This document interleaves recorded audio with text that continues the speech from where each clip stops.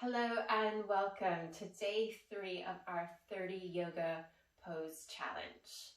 For today's pose, we're going to be exploring downward dog. And what we'll begin to do is do the tutorial in regards to how we come into downward dog. And I'm going to show 2 different ways of coming into downward dog. And then I'm going to demonstrate use of props. So if you have blocks or very big books at home and you want to incorporate that within your practice, I'll demonstrate the modifications as well. And then we'll practice our downward dog for a minute or 2. So when you're ready for this particular tutorial, we're going to start in a tabletop position. So on our hands and knees, and really spreading the fingers, having the arms in line, so shoulders through to the wrists. And I want you to imagine that you're plugging in your hand. So you have your basic holds and the palm maybe in contact with the earth. And I want you to lift the hand and actually having the finger pads, maybe the base of the hand. So the palm is coming away from the earth or the mat. I'm just repeating that on the other side. And we're going to have our hips over our knees, feet in line with the knees themselves. Now some of us may have padding underneath the knees, and that's absolutely fine if we need that. And what we're going to begin to do is you're going to tuck the toes, plugging in the finger pads. And I like to give the cue of belly button to the spine as if you're engaging the core, flat back. And we'll begin to lift the knees and then setting the sit bones up and back. Now don't worry about the heels coming down towards the earth. If they're lifted, it just means that our hamstrings may be a little bit more tight. And it's more the intention. So we're setting the heels down towards the earth, still plugging in the hands, shoulder blades going down the rib cage towards the sit bones, releasing the head. So we're making a lot of space between the armpits. So this is our downward dog. Hips are going up and back. And you might stay here a breath or 2. So this is our downward dog from table. So you're going to gently begin to release and you'll untuck the toes. And in some practices, you might come into a child's pose or moving on to the next pose. What I'm going to do now is demonstrate a different way of coming into downward dog, and this will be from a forward fold. So again, coming to the top of your space. And our forward fold, soft knees, feet are about hip width apart. And we'll begin to plant the hands. I'm going to step back with one leg, so into a runner's lunge, and then the other. Now we're trying to have, again, the feet hip width apart, pressing into the finger pads, sit bones going up and back. So those are the 2 ways of coming into a downward dog, and I'm sure there's other avenues, but for today's purposes, table and from a forward fold. What I'm going to do is show you with blocks or bricks. If you'd like to incorporate this within your practice, bring the earth a little bit closer. So I'm going to use these purple bricks here.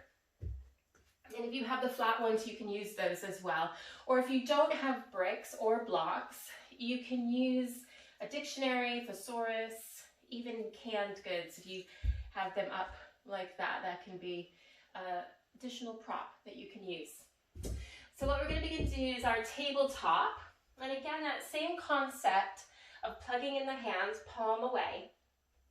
We'll begin to tuck the toes, flat back, lifting the knees, and the sit bones up and back. Gently beginning to release. And then coming back. And again, I'm going to show you from the forward fold variation.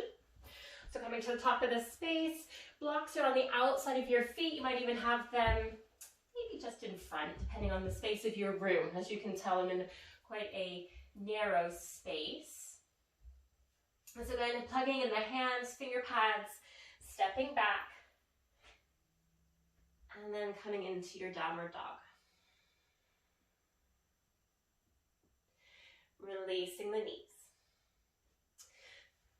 So those are ways in which to come in to our downward dog for our tutorial. And what we'll begin to do now is practice together, if you like, for a minute or two of practicing our downward dog. Now, obviously you can marinate in this pose as long or as little as you like. Again, choosing to come into a child's pose or kneeling following the practice. So when you're ready, beginning to come into your tabletop position.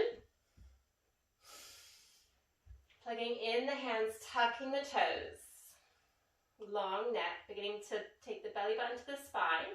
Pressing into the earth as we begin to send the sit bones up and back. Now again, if the hamstrings are quite tight, keeping a soft bend in the knees, maybe soft elbows. I'm just taking a few rounds of breath here. Some of us might pedal as you begin to arrive. Otherwise, beginning to settle into your downward dog.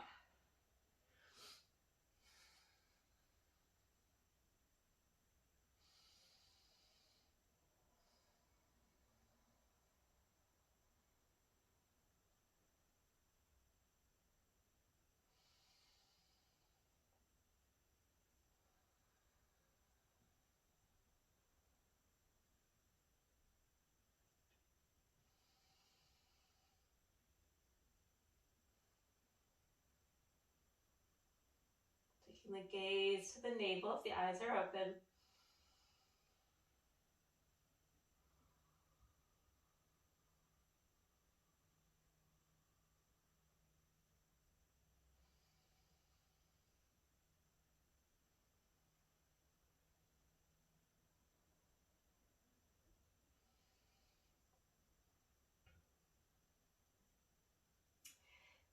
Now, if you'd like to marinate a little bit longer in your downward dog, please do.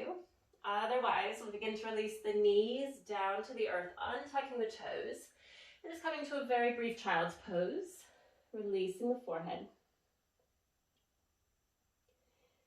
And then slowly beginning to come to your kneeling or seated position. So that is our third pose, downward dog. Let me know down in the comments how you found it, if you have a preference coming in through table or forward fold. I look forward to seeing you for the next pose.